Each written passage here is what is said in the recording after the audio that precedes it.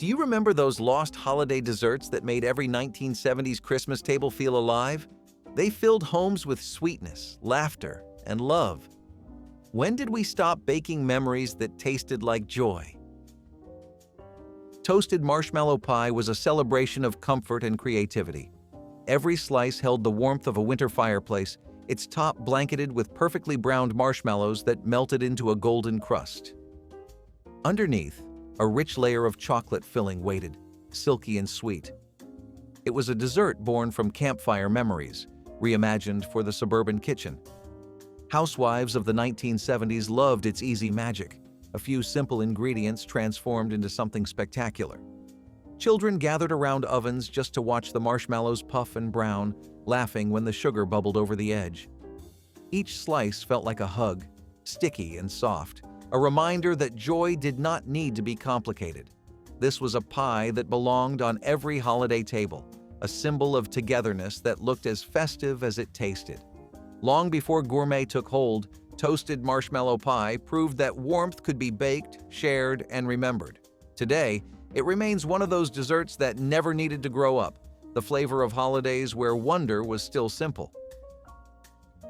Golden butterscotch pudding cake glowed like sunlight on a winter morning.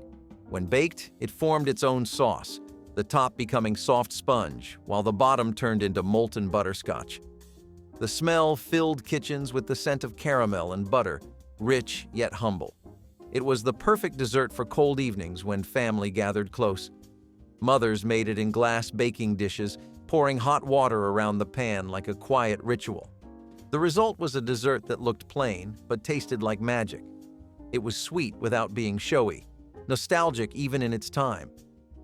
Kids would scrape their spoons to reach the warm pudding at the bottom, while parents savored the golden crust on top.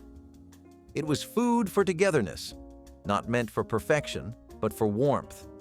The 1970s made convenience king, yet this dish still demanded patience, and that was its secret charm. A single scoop brought comfort deeper than sugar could explain, a reminder that joy sometimes hides in the simplest of layers. Holiday Icebox cheesecake was the no-bake miracle every hostess needed. It was cool, creamy, and made days ahead, saving precious oven space for roasts and pies. Cream cheese folded with whipped topping became velvet smooth, poured into crumbly cookie crusts pressed by hand. It was indulgent yet practical, the spirit of 1970s ingenuity. Cooks decorated the top with cherries or mandarin slices, sometimes tinted the filling pink for flair. It lived in the refrigerator until it was time to shine, chilled, firm, and flawless. Every slice was a balance of richness and lightness, of effort hidden behind ease. It became the signature dessert of potlucks and neighborhood gatherings, the one everyone asked for again. The first cool bite after a hearty meal felt like exhale, sweet, airy relief. Icebox cheesecake was more than dessert. It was the taste of modern holiday convenience wrapped in nostalgia. It proved that even without baking, love could still set perfectly. Old-fashioned divinity candy shimmered like snow caught in sunlight. Whipped from egg whites, sugar syrup, and a whisper of vanilla, it demanded precision and patience. The process was an act of faith, beating, stirring, and waiting until the mixture turned cloud-like. In southern kitchens, it was made by grandmothers who knew just when the weather was dry enough for it to set. Divinity was delicate but proud, its texture melting on the tongue like spun sweetness. Each piece was dropped by the spoonful onto wax paper, crowned with a single pecan. It filled candy tins and mason jars, shared between neighbors as tokens of affection. Its white, glossy peaks seemed almost too perfect to eat, yet they were gone in moments. Making it was as much tradition as recipe, a quiet measure of love passed down through generations. Today, few take the time to make divinity, but for those who remember, one bite recalls Christmas mornings, gentle voices, and sugar that seemed to hold light itself. Candy cane fudge bars brought holiday sparkle to every table. Chocolate fudge, soft and glossy, was spread thick in pans before being topped with crushed peppermint sticks. The colors, deep brown and bright red, looked like Christmas captured in candy. Each bite was a dance of cool mint and rich cocoa, bold yet balanced. Children helped press the candies on top, their fingers sticky with chocolate and joy. Mothers wrapped pieces in wax paper and tucked them into tins bound for neighbors and friends. The bars snapped cleanly, each one shining with little shards of peppermint glass. They were a gift that spoke of cheer and warmth without needing a card. In an era when everything was homemade and heart-driven, candy cane fudge bars stood out as both festive and effortless. They brought smiles to faces and sweetness to cold winter nights. One bite and the holidays felt close again. Simple, sincere, and sparkling. Orange cream gelatin parfaits were bright as morning light. Served in tall glass cups, they layered orange gelatin with creamy vanilla pudding, a playful mix of texture and color. The contrast made them as beautiful as they were refreshing. They tasted like dreamsicles turned elegant, each spoonful both cool and comforting. For 1970s hosts, they were a way to bring color and joy to the holiday table without breaking a sweat. Children loved the wobbly layers. Adults loved their nostalgic charm. Topped with a swirl of whipped cream and a slice of mandarin orange, they glistened like little suns on the table. The first taste was silky and citrus sweet, a small escape from the winter chill outside. Orange cream parfaits carried that balance the decade loved, playful yet polished, easy but never dull. They were desserts you could see before tasting, and somehow that made them taste even better. Every layer held light, laughter, and the brightness of simpler times. Caramel apple trifle turned the season's best flavors into a showpiece. Cubes of buttery pound cake were layered with spiced apples, caramel pudding, and whipped cream. Each layer glistened in clear glass bowls, a celebration of color and comfort. It was elegant enough for dinner parties, yet simple enough for home kitchens. The smell alone, cinnamon, brown sugar, butter, drew everyone closer. Every bite was soft and rich, the sweetness deepened by a hint of tart fruit. Families made it for Thanksgiving, Christmas, and every occasion in between. In a decade known for convenience, this dessert managed to feel special without being complicated. It captured the heart of 1970s gatherings, where beauty met practicality and tradition met innovation. Caramel apple trifle reminded everyone that celebration did not need excess, only intention. Served chilled, it tasted like the warmth of a family gathered together, layered, imperfect, and endlessly good. Rum raisin ice cream pie was the dessert of quiet indulgence. Vanilla ice cream softened and folded around raisins soaked in dark rum until plump and fragrant. The mixture was poured into a cookie crust and frozen again until smooth as silk. Every slice felt cool, creamy, and just daring enough to feel grown up. The scent of rum filled the kitchen, mingling with laughter and low music from another room. It was the kind of dessert served after the children went to bed, a secret holiday pleasure for adults. Topped with a drizzle of caramel or chocolate, it looked luxurious but came together with ease. Its flavor, sweet, spiced, and a little bold, carried a memory of warmth even when frozen. Rum raisin ice cream pie was the spirit of the decade, a little glamorous, a little rebellious, and completely unforgettable. Chocolate cherry wreaths were edible ornaments of love and cheer. Drop cookies shaped into small rings, they shimmered with candied cherries pressed on top. Their deep cocoa flavor mixed beautifully with the jeweled sweetness of fruit. On baking sheets lined with parchment, they looked like tiny garlands ready for celebration. The smell of chocolate filled the air, wrapping the house in comfort.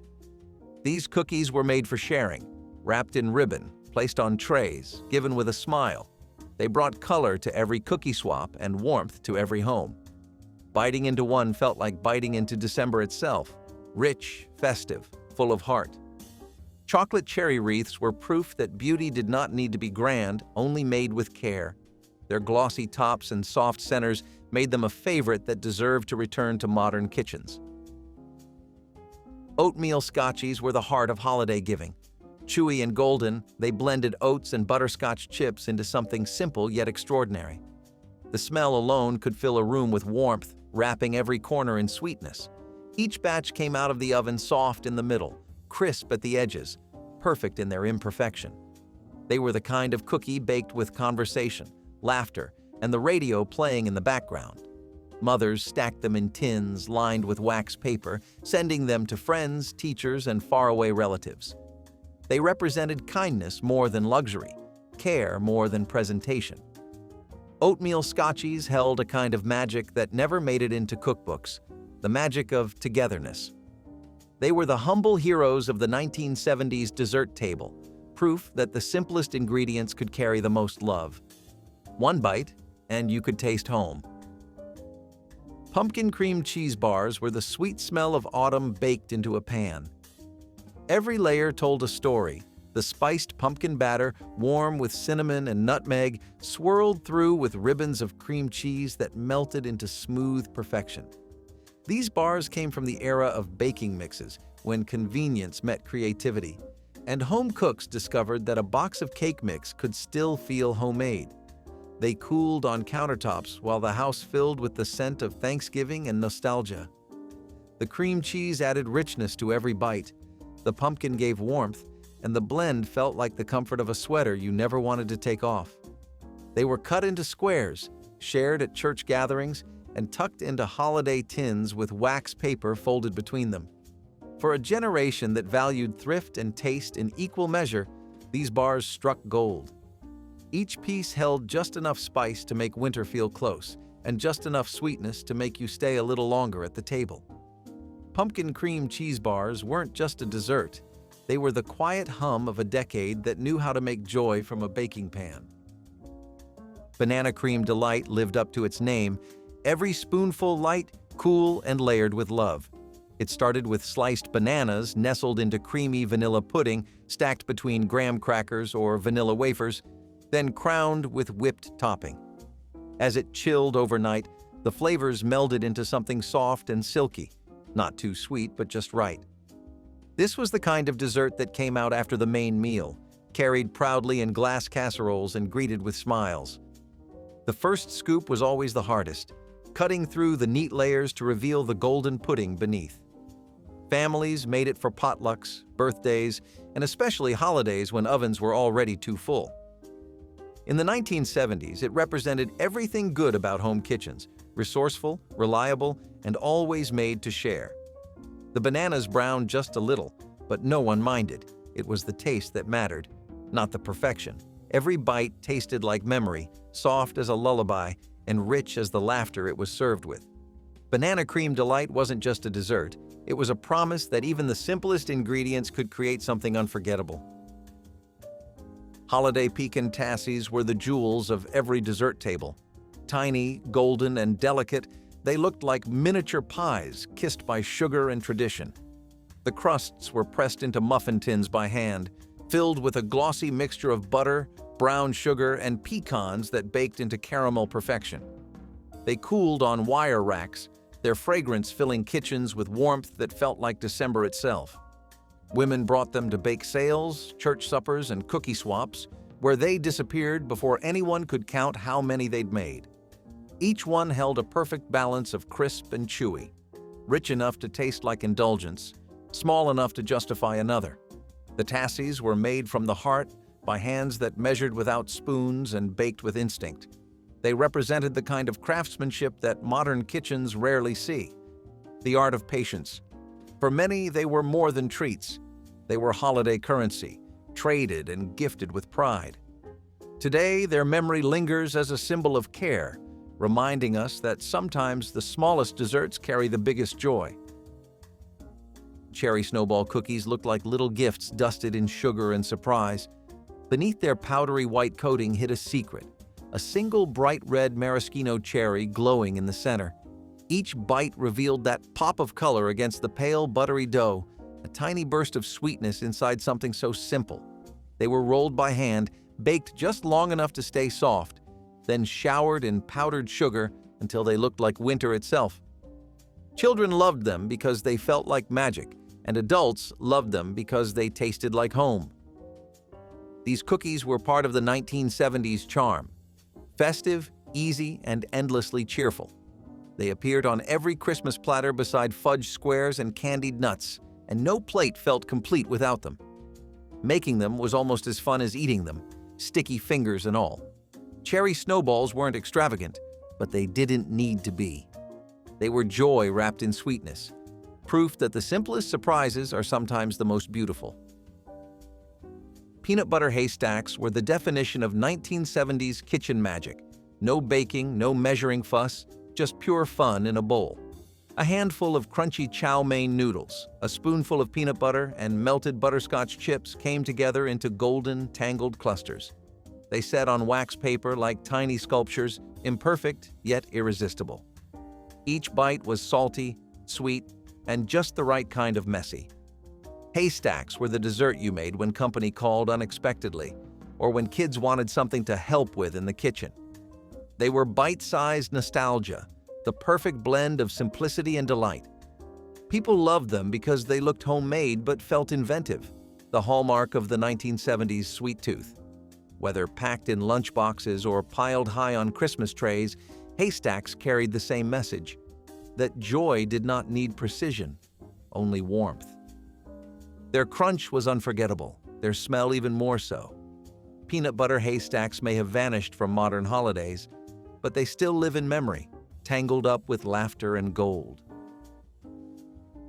Chocolate rum pudding cups were the quiet indulgence of grown-up holidays. Instant chocolate pudding, rich and silky, met a splash of rum extract or, for the brave, the real thing. Topped with whipped cream and shaved chocolate, it felt elegant in its simplicity, proof that luxury could be spooned from a glass. These little desserts appeared at dinner parties and midnight gatherings, served in small cups that looked as stylish as they were easy. The flavor was smooth with just enough warmth to feel sophisticated, a step above childhood chocolate pudding, yet still comforting. In dimly lit rooms filled with laughter and record players humming, pudding cups became a moment of pause, soft, sweet, and quietly daring. They carried the flavor of the decade, modern, a little indulgent, but never complicated. Chocolate rum pudding cups reminded people that even in a fast-changing world, pleasure could be instant and timeless at once. Spiced pear bread pudding was the kind of dessert that made old recipes feel new again. It began with cubes of stale bread, soaked in milk and eggs until soft, then baked with slices of canned pears, cinnamon, and nutmeg. The pears melted into the pudding, their syrup seeping through every layer to create sweetness that felt natural and deep. Served warm with a drizzle of cream, it tasted like comfort you could hold. It was a dish that made use of leftovers and turned them into something extraordinary. A 1970s virtue wrapped in flavor. Families made it after holidays when the pantry was full of odds and ends, proving again that thrift could still be beautiful. Each spoonful carried the softness of pear, the spice of memory, and the weight of tradition. Spiced pear pudding was not glamorous, but it had heart. It was the taste of home, gently reborn in every bite. Holiday snowflake meringues were light as whispers and bright as stars. Egg whites whipped into glossy peaks, sugar added slowly until the mixture shone like glass. Piped into delicate shapes and baked low and slow, they emerged crisp, airy, and fragile enough to crumble with a touch. Each one sparkled with sugar or edible glitter, catching the light like frost on windows. They were the jewels of the dessert table, dainty, ethereal, and proudly homemade. Children watched in awe as trays of them cooled, too beautiful to eat, yet too tempting to resist. Snowflake meringues carried the elegance of old-fashioned baking into the modern 1970s kitchen. They were proof that not all desserts needed butter or flour to feel complete. Light as they were, they left an impression, a fleeting sweetness that melted like the first snow of winter. Cinnamon roll coffee cake was the scent of holiday mornings wrapped in sugar and spice. Swirled with brown sugar, butter, and crushed nuts, it baked into golden layers that filled the kitchen with warmth. Each slice pulled apart in soft spirals, sticky and sweet, the kind of comfort only cinnamon could bring. It was served at brunches, after church services, or late at night when the house was still. Families gathered around it with coffee cups steaming, sharing stories and seconds without hesitation. It felt festive without trying. The unspoken centerpiece of winter tables, In the 1970s, boxed mixes made it faster, but the heart stayed handmade. The glaze dripped down the sides, pooling into little puddles of joy. Cinnamon roll coffee cake was a dessert that belonged to everyone, rich with smell, memory, and the taste of being together. Cranberry cream tart was the dessert that proved tart could still mean tender. A buttery crust baked crisp, filled with smooth cream and crowned with sugared cranberries that glistened like rubies. The balance was everything, the sweet richness of the filling softened by the berries' sparkle of acid. Each slice was a reminder of holiday beauty done simply. Bakers in the 1970s loved its elegance, the way it looked more complicated than it was. Served chilled, it cut clean and perfect, the kind of dessert you served with pride.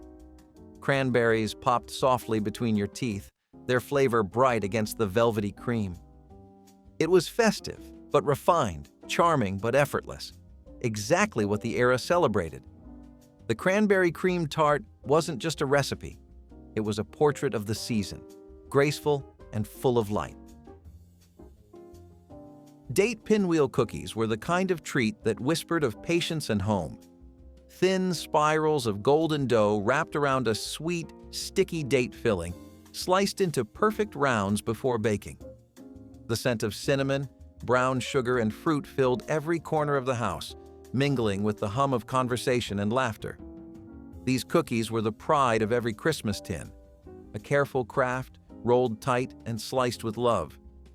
Making them took time, cooking the dates down to a thick paste, chilling the dough just right, and slicing with a steady hand. Mothers passed the recipe to daughters like a secret handshake of holiday care. Each cookie came out soft in the middle, crisp at the edges, the dates caramelizing just enough to catch the light.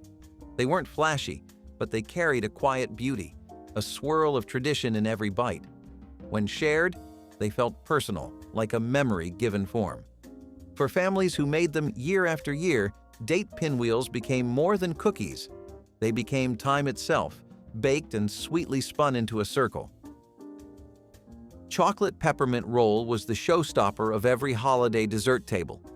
A light sponge cake baked flat and rolled with a creamy peppermint filling, it looked like something from a glossy 1970s magazine ad. The swirl inside revealed its story, a perfect balance of rich chocolate and cool mint, made to impress, but easy to love. The aroma filled kitchens with festive warmth, the kind that made people linger just a little longer near the oven. Cooks dusted the top with powdered sugar or drizzled thin ribbons of chocolate glaze for that final elegant touch. It was the dessert that made guests pause before cutting, admiring the spiral as if it were art. Making it was a test of care. The cake had to be rolled while warm, the filling spread with confidence. When sliced, it held its shape beautifully, soft, light, and filled with joy. For homemakers of the 70s, it was proof that creativity and precision could coexist. Served chilled, it was as refreshing as it was decadent. One bite felt like winter wrapped in sweetness, cool, rich, and entirely unforgettable.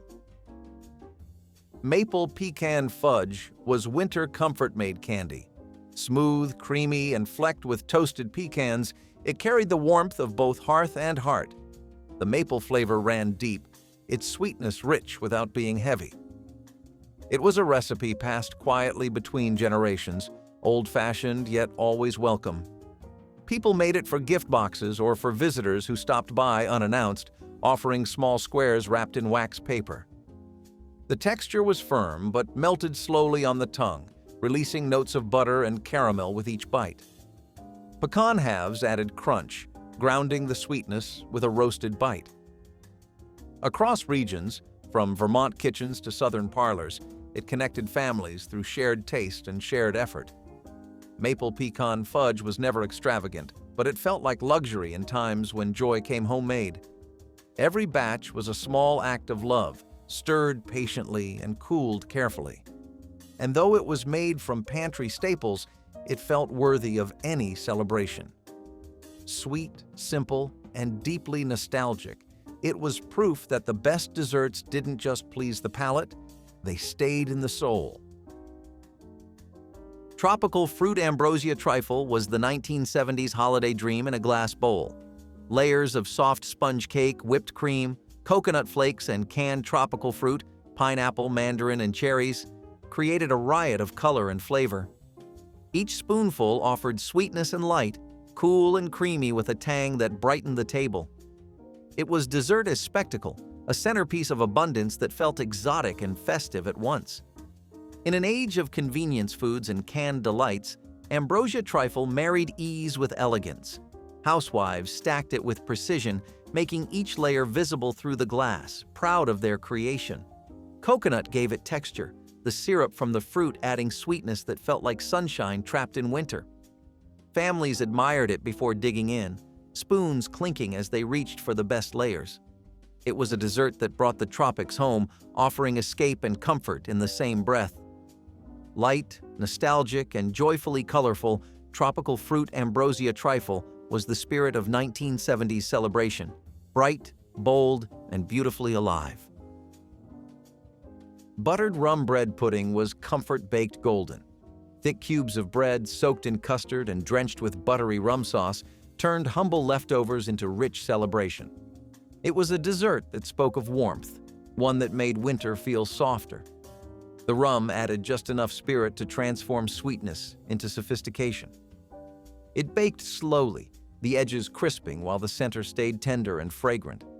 Steam rose as the sauce was poured over the top, glossy, amber, and irresistible. Every bite balanced decadence and thrift, reminding eaters that old bread could still make magic. Families made it after holidays, turning remnants into something worthy of the main event. It was often served warm, a scoop of melting cream on top making it heavenly. Buttered rum bread pudding was a bridge between comfort and luxury, the perfect embodiment of home kitchens in the 1970s. It was food that asked for no decoration, just quiet appreciation. The last bite lingered, heavy with sweetness and light with memory. Cherry lemon ribbon cake was sunshine layered in frosting. Bright pink and yellow stripes stacked high, each slice revealing cheerful colors that mirrored the optimism of the decade. The lemon layers were light and tangy, the cherry ones sweet and whimsical. Together they created a dessert that looked like happiness cut into squares. Whipped frosting covered the top, smooth as satin and often sprinkled with coconut flakes or candied cherries for flair. It was the kind of cake you saw in holiday cookbooks, a showpiece that looked fancier than it was. The secret was in the color. Food dye and imagination turned an ordinary cake mix into a holiday memory.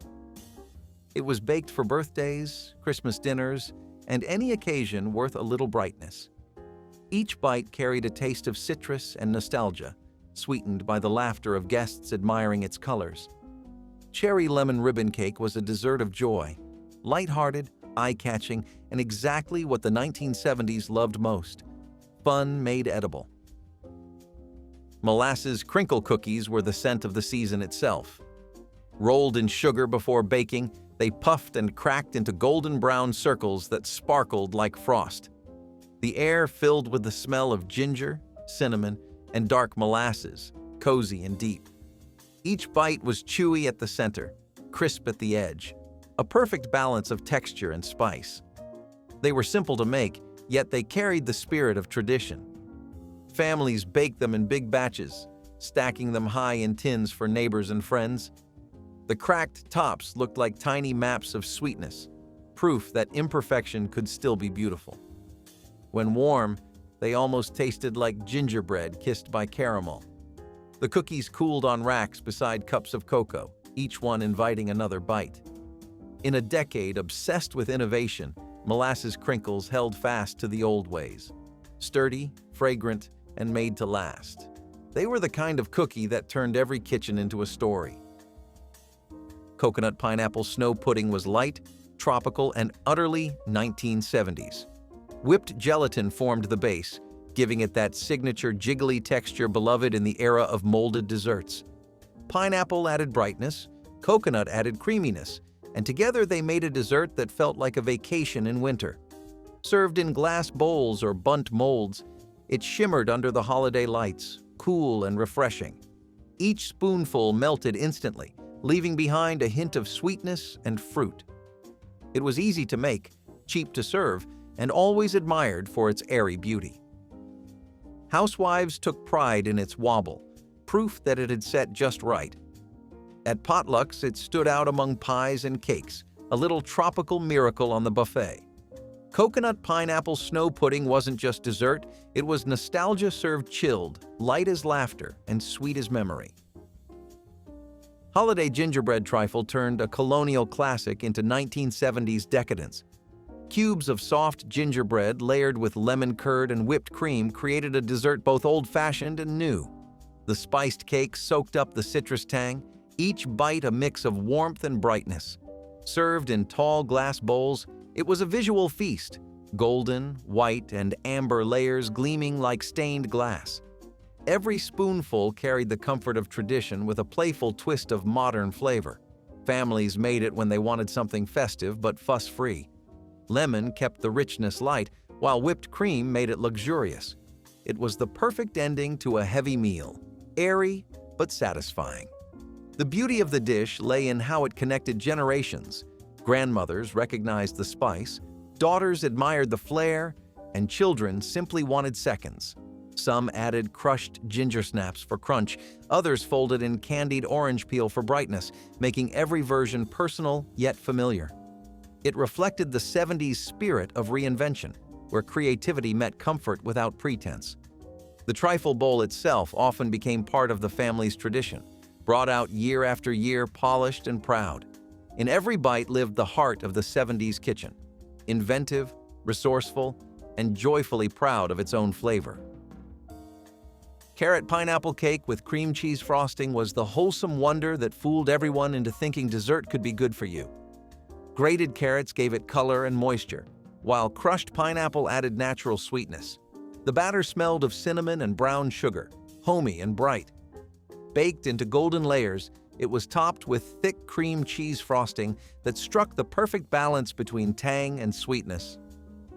The combination was magic, soft, spiced, and comforting in every bite. It became a 1970s favorite at potlucks and family holidays alike, bridging the gap between indulgence and nourishment. Walnuts or coconut might join the mix, giving texture and depth. Each slice felt generous, both in flavor and spirit. It was a cake that spoke to the times, practical, full of heart, and always shared. Today, carrot pineapple cake still carries that glow, a dessert that reminds us how kindness can taste like sugar and spice.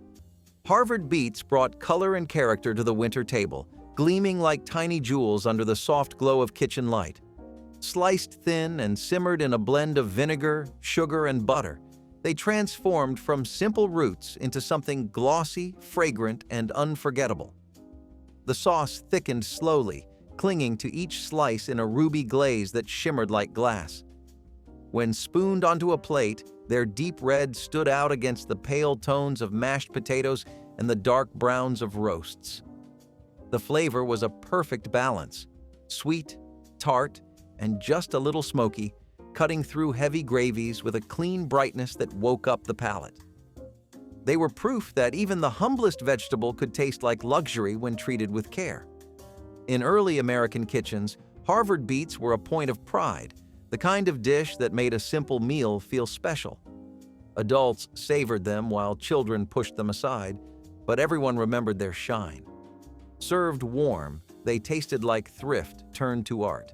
Simple ingredients transformed into something extraordinary. Harvard beets were both beauty and nourishment, a reminder that a little vinegar, sugar, and patience could turn the ordinary into the unforgettable. Tom and Jerry Holiday Punch wasn't a cartoon. It was the drink that made Christmas evenings glow. Made from beaten eggs, sugar, brandy, and rum, it was warm, foamy, and rich enough to chase the chill from any snowstorm. Families would gather around the punch bowl as steam rose from the mugs, the scent of nutmeg hanging in the air. It wasn't a fancy cocktail, it was home comfort in liquid form. Every sip carried the cheer of togetherness and the kind of laughter that only came once a year. It took patience to make, stirring the eggs until they turned to silk, whisking the heat just right. One wrong move and it would curdle, so you had to care about it, like most things that truly mattered. As instant mixes and bottled drinks replaced homemade warmth, the Tom and Jerry slipped into memory. But for those who tasted it, the holidays have never felt quite as alive again. So, with meat becoming a bit heavier on the wallet and with tastes going towards things that were lighter on the stomach as well as your finances, roast beef became something of a mass favorite. The post-World War II boom in the economy did continue to the 1960s, and I know that when I say the costs of meat kept going up, that doesn't make too much sense since people should have been able to afford it, right? Well, without going too much into economics, it wasn't that much of a boost that people could afford it annually and regularly.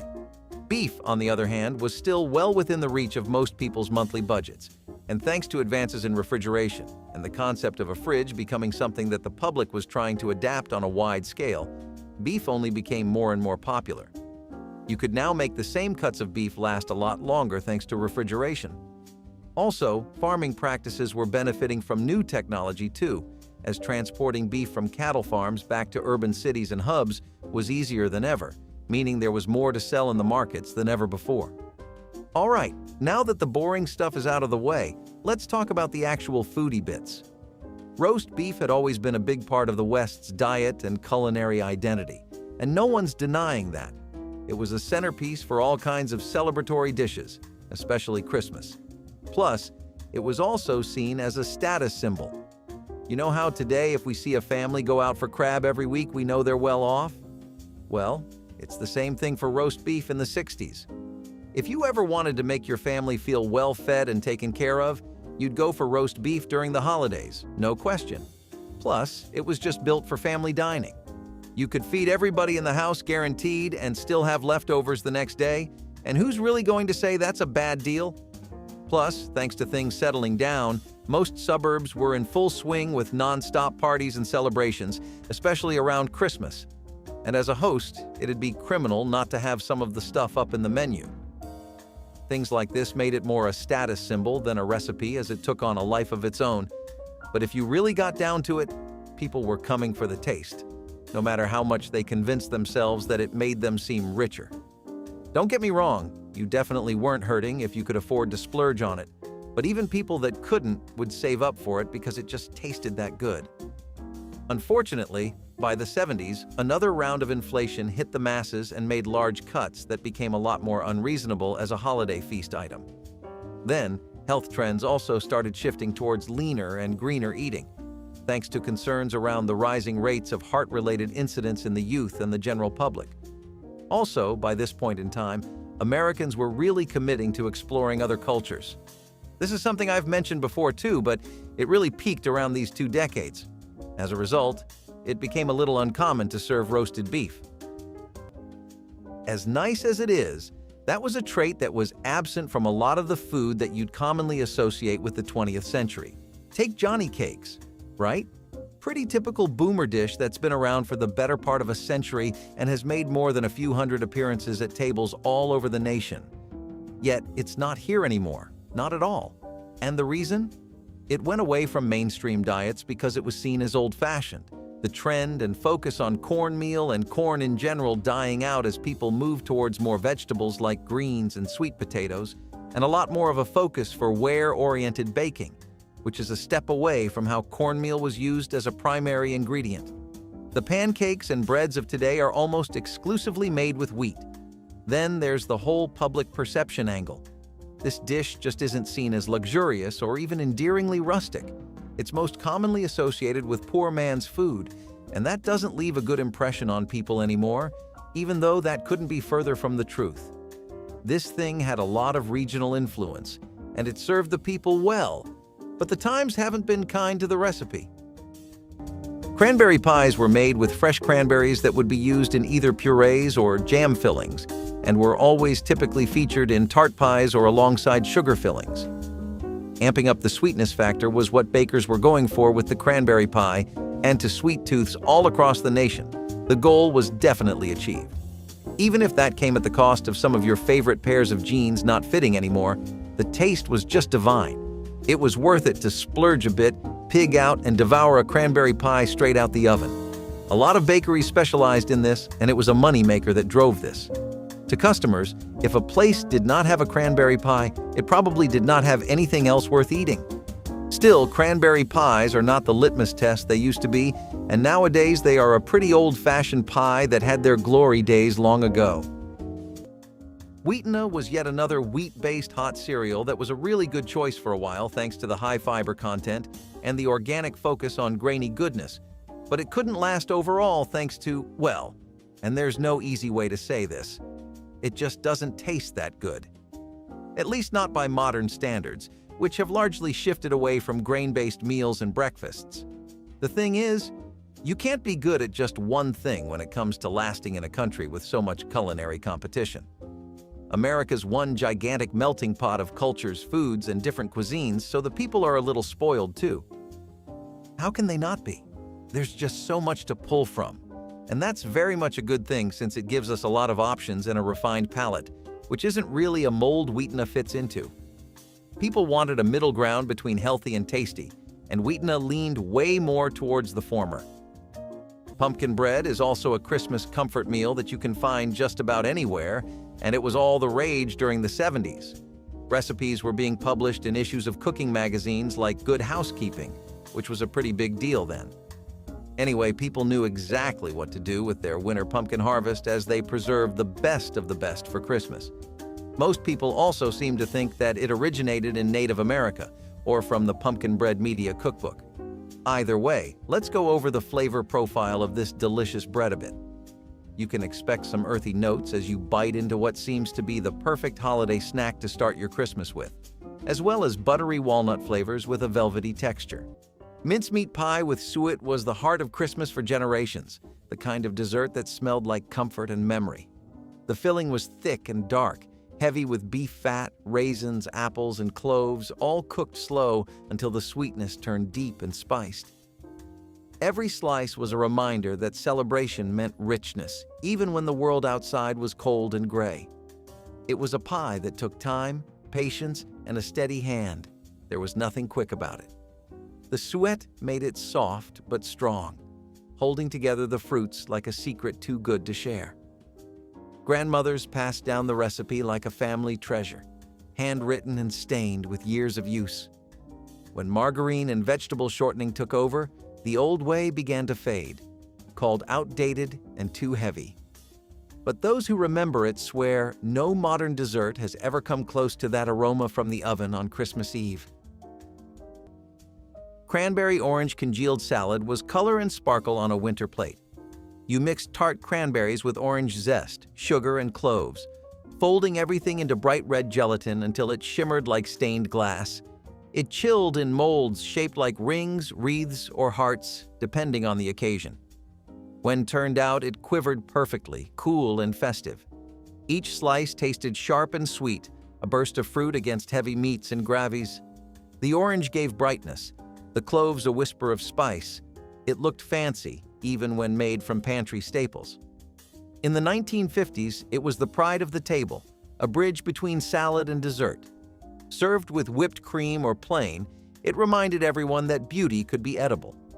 Cranberry orange congealed salad was nostalgia on a plate, wobbly, bright, and full of cheer. In the 2010s, and I'm sure a lot of you can remember this, standing rib roasts were the undisputed top dog.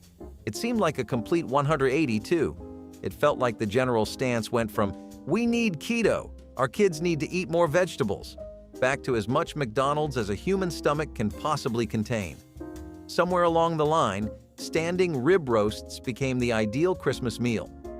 It had already been a staple for so long in American culture, so it wasn't like people were doing anything that was very innovative or new, but the 2000s have been full of attempts at reviving old culture and bringing back dishes and cooking practices from the 20th century as much as they've been about exploring new frontiers. With rib roasts, there was this need for a return to classic comfort foods that people had grown up with. A lot of Americans also grew up on the things we were discussing previously, namely canned, processed food, and they had forgotten the simple joy of working with whole cuts of meat. Popovers were these light pastries that needed nothing special at all. You had your eggs, milk, and flour, and then you were pretty much set to go. Seeing these at a table was just as common as seeing those floral print chinas that just about every household had for some reason. But you go to a dinner at anyone's today, and the last thing you'll see is some popovers. Now, why is that? The thing is, they're really easy to mess up. They need preheated pans, a hot oven, and a very detail-oriented cooking process that needs a lot of focus and precision. For the amount of effort and skill that this takes, there's just not enough value to make it a sustainable and reliable option out in the field for most home cooks. They'd rather just make something like pigs in a blanket or muffins and be done with it, especially with how Americans just naturally kept gravitating towards easier and easier food. It goes really well with watching some TV and lazing around, you know? Turnip puff was comfort disguised as elegance, a soufflé made from what most would throw away. Boiled turnips were mashed smooth, mixed with butter, eggs, and a hint of sugar, then baked until puffed and golden. The texture was airy, the flavor sweet with an earthy edge. It was the kind of dish you found in post-war cookbooks, teaching families how to make do with grace. Turnip puff stood proudly beside roasts and gravies, its soft top trembling as it left the oven. The scent was gentle but welcoming, like a promise that nothing simple had to be dull. Kids might wrinkle their noses, but one bite often changed their minds. It was humble food dressed for celebration, proving that thrift and taste could share the same table. Turnip puff was the quiet star of forgotten holiday meals. So, braised veal with olives was a staple in English menus in the 18th century. This Mediterranean-inspired dish involved slow-cooking veal with a combination of olives, tomatoes, garlic, and white wine, resulting in a tender, flavorful meal. Similar dishes are familiar in the cuisines of other countries including France, Italy, Germany, Poland, and the Czech Republic. This dish was often served with crusty bread or mashed potatoes and was a hit at potlucks. So, why did this one fade away into history? Well, look around. Who eats veal anymore? Not me. But if your grandparents are ever craving a delicious bite of their childhood, you might want to whip this up for them. Lamb might seem like a fancy restaurant thing these days, but back in the day, it was a total dinnertime MVP. Lamb stew was a fan favorite at dinner parties back in the day, and I get the hype. Imagine the combination of melt-in-your-mouth lamb and an assortment of colorful vegetables like carrots, potatoes, and peas simmered in a rich, flavorful broth just begging to be soaked with some crusty bread. This is a dish that's guaranteed to warm you up from the inside out on a chilly day. Not to mention, it's surprisingly easy to make. Perfect for those nights when you want a delicious meal without spending hours in the kitchen.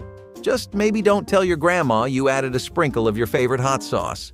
Some traditions are best left untouched. Baked ham with pineapple glaze was pretty much the quintessential Christmas dinner experience. You couldn't pass a home in the 1930s without smelling the fragrance of this. It was just the thing to get, especially since Christmases during the 1930s were pretty gloomy thanks to the Great Depression. People did not have a lot to work with, and what they did have, they really needed to be smart about and save it. That meant that you could throw things like a roasted goose or a bisque out the window, because who has the money for cream? That's right, even basic things like milk, cream, and better seasonings were out of the reach of the common man. During the Depression, though, ham was a silver lining, and I don't think there's ever been a better example of one. It was affordable, it came cured and canned, and it could feed a large amount of people in one go. That not only made it ideal for regular use, it made it especially perfect for holidays. When else do you really need to feed a giant amount of people? It made people reconnect with their Christmas spirit because they didn't have to wake up and eat makeshift bread anymore. They could actually enjoy some familiar tastes and have a nice dining experience with their loved ones. Pineapples were just the same. While they never had much mainstream success before this, especially during these times, Americans eventually had to take a note out of Hawaii's book. The pineapple came canned, thanks to bigwig companies like Dole, and it was always marketed as a high-end fruit, but getting a raw pineapple was a lot of work. You needed to have the proper tools to cut it and prepare it. Not that this was really the hardest thing in the world, but it was more energy than the average person had back in the day. Thanks to the canned variants, we had pineapple rings, and thanks to items like Spam, people got more and more accustomed to the idea of a fusion between the sweet and the savory. Plus, pineapples might be divisive as far as tastes are considered, but nobody denies their value in presentation. These things can really make a dish look great, especially glazes. All in all, it worked amazingly well with baked ham, and it let people save a bit more of both since they were using a little of each. Unfortunately, American palates would really start to go towards things like avocado toasts and pastas, rice bowls and curries, things where pineapples just don't make sense. Plus, a lot of people felt like it was better to leave the Depression era cooking in the 1930s because they could finally afford to eat better later. Sweet potato egg bakes are kind of the same as the biscuits, because while they're really easy to make and they have enough flavor to justify a trip to the kitchen, they just don't have the same star power or enough health benefits for most people to keep the recipe on their roster for a long period of time. They're a mix of eggs, roasted sweet potatoes, cheese, and your favorite kind of vegetables. It involves a lot of layering since it's meant to resemble a typical casserole more than anything else. Unfortunately, that gives it the downsides of casseroles too, since those are always really hearty dishes you make to fill up an entire family. The upsides it has aren't as good as an actual cassie, so a lot of people debated just going straight for a typical casserole when they were making this over a few weeks. People eventually made the shift towards lighter breakfasts and left this recipe on the benches, never to be seen again in the mainstream. Cornbread dressing with sage was love served hot, a taste of the South, timeless and sacred. Scalloped cabbage was the farmhouse miracle that turned thrift into comfort and simplicity into celebration. Heads of cabbage were sliced, boiled until soft, then layered into a buttered dish with milk, flour, and crumbs before being baked to perfection.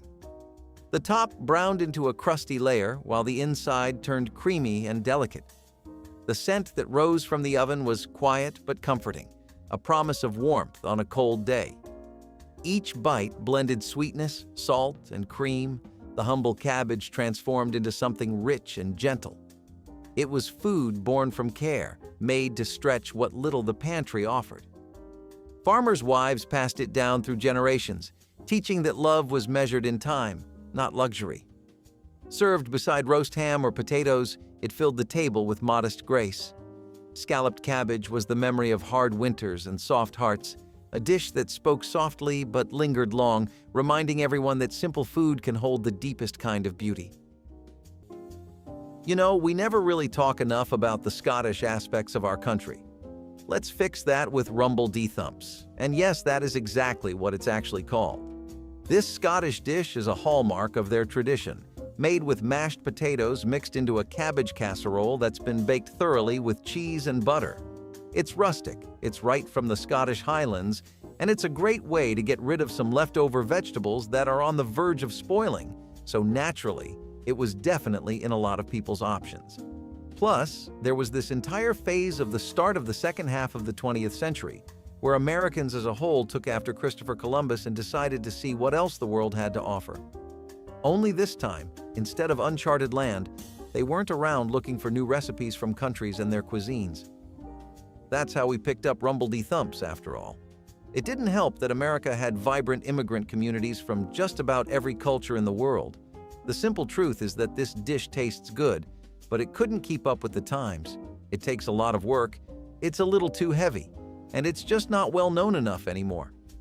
Fast food, takeouts, and Instagram-worthy food often ended up taking precedence over regional rustic dishes like this one, and they couldn't really keep up with the competition anymore. Over time, it only got less and less exposure, and people eventually ended up forgetting all about this little fragment of Scottish culture. The tasty meat pie isn't your average store-bought pie. We're talking about a savory masterpiece filled with delicious goodness. This used to be a classic at Thanksgiving and Christmas dinners back in the day before hash brown casseroles came to take the cake. But tasty meat pies had their own beauty. Imagine a flaky golden brown crust with a filling of seasoned ground meat, chopped vegetables like carrots and peas, and a rich, flavorful gravy. The origins of the meat pie have been traced back to the Neolithic period around 6000 BC. Yeah, even the Egyptians were a fan of this classic. It's perfect for a potluck, a family dinner, or even a cozy night in. The best part? Its portability. Just grab a slice and head out the door. It's the ultimate dinner on the go. Raspberry Bavarian cakes were the pearl of any feast. with all eyes firmly glued to the cake's shine and noses pointed towards its ethereal aroma. You know when something passes you by and suddenly you forget the time and the conversation you were having? Your head just gets locked onto whatever whiff of magic just passed you by. People would often describe their first up-close contact with raspberry Bavarian cakes that way. Beautiful, but even tastier. They had a fluffy and melty creme anglaise base that had been folded multiple times in whipped cream. Raspberry Bavarian cakes were in cookbooks and magazines all over the nation in the 70s, and they were a way to make a statement, or to have one wedding cake you would not forget. We are definitely jealous of those who got to try a slice when it was in its prime.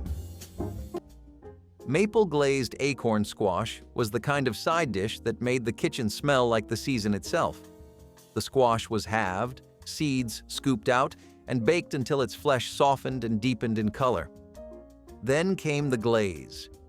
A mix of butter and maple syrup brushed across the top until it shimmered.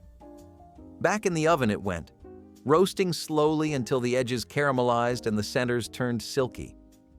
The aroma that filled the air was sweet and woodsy, a hint of maple mixing with the warmth of roasted squash. When pulled from the oven, it gleamed like amber under the light, soft but still holding its shape. Each bite blended savory and sweet, earthy and bright, like a conversation between autumn and winter. It was a dish that needed no decoration, its natural beauty already enough. Served beside roast turkey or ham, it brought balance and warmth to every plate. Maple glazed acorn squash was nature turned into art, simple, wholesome, and full of comfort, meant to be shared with love. Speaking of breakfast, have you ever heard of dippy eggs? Pretty popular little dish, featuring runny yolks as the star of the show, but not something you'd find in any cookbook today. Americans are a little bad when it comes to sanitary practices with food because the runny yolk aspect actually triggered salmonella in some people and a widespread fear in most. Despite how you can actually avert the risk entirely if you just follow the recommended ways to cook it.